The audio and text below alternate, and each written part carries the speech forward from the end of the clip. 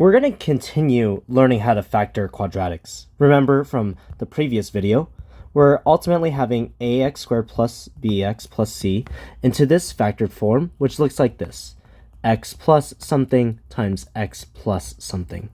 But here's the problem.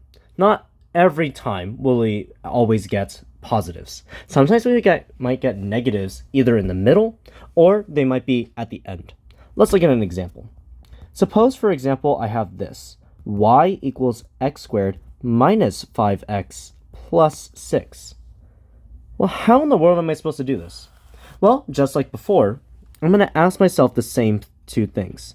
Let's make an x to show that. Up at the top, I'm going to put negative 5, indicating that whatever two numbers I find has to add up to negative 5. Now, the thing on the bottom is going to be 6. So two numbers need to multiply out to 6. Just like before, for a pro tip, you always start with the number 1. So just to get us started, we can just do 1 times 6. Now we have to ask ourselves again, are there any two numbers that can multiply out to 6? Of course, 2 times 3. The same can be said for 3 times 2. I have to ask myself, can 4 work? Can 5 work? The answer is no. They will be fractions, so I don't include them at all. So, knowing this, I can see here that I have my 3 options. Let's see if any of them can possibly add up to 5. 1 plus 6, well, that gives me 7, ultimately, if I did do addition. So if I just kind of write this a little bit, just for simplification, this would have been plus 7, this would have been plus 5, this also would have been plus 5. Okay, so we know from here, 1 times 6 clearly does not work. But here's the question. I have to get to positive 6. But if I'm looking at this carefully, I notice that there's positive 5. How in the world can I get negative 5? Well, here's the thing. Because it's positive 6, we have to remember this. Well, we remember that if I am multiplying these two numbers, one thing I can do is I can say that a negative times a negative gives us a positive. So using this same logic, maybe what I can do is I can make them negative. So let's try that out. Can negative 2 times negative 3 still give us positive 6? The answer is yes, that works. Negative times a negative is a positive, while 2 times 3 gives us 6. So then let's see if this addition can work. Can negative 2 minus 3 give me negative 5? Well, so the answer to that one is, yeah, it does. Because you're owing $2, and then you owe $3, meaning that you owe $5. So this checks out. Now that I have this, we can ultimately put it into our equation. I'm going to put negative 2 and negative 3.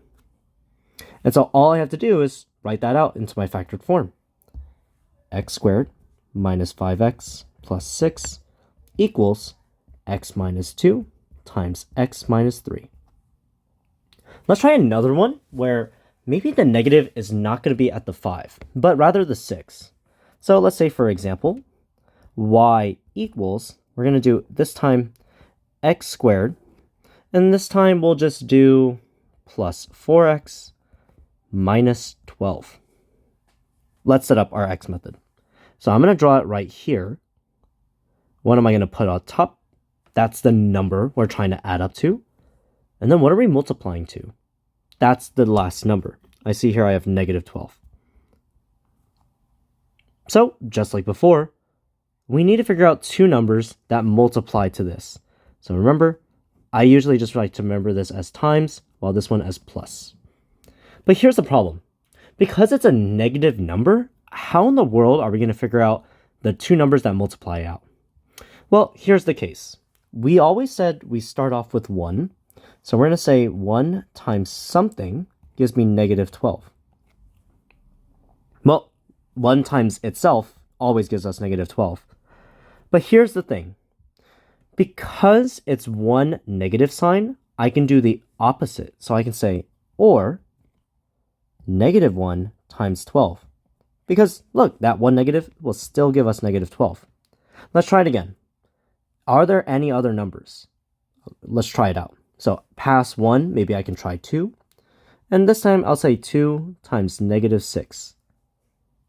Can another one work? Yeah, it can be the reverse. Negative 2 times positive 6. Okay, maybe we're getting onto something. Lastly, let's do another one. We're going to go to the next number, which is 3. I'm going to do the same thing. 3 times negative 4 can give us negative 12. And I can do the opposite. So I can say, or negative 3 times 4. I have 6 options.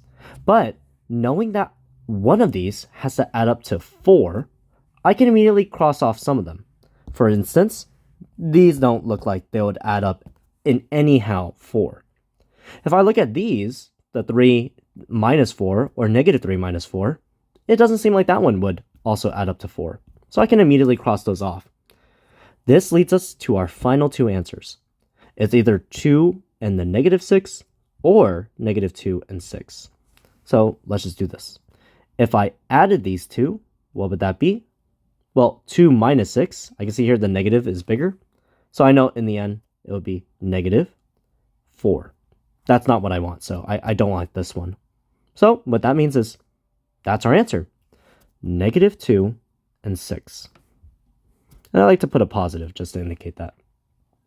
Now that we have our answer, all we have to do now is make it into our factored form.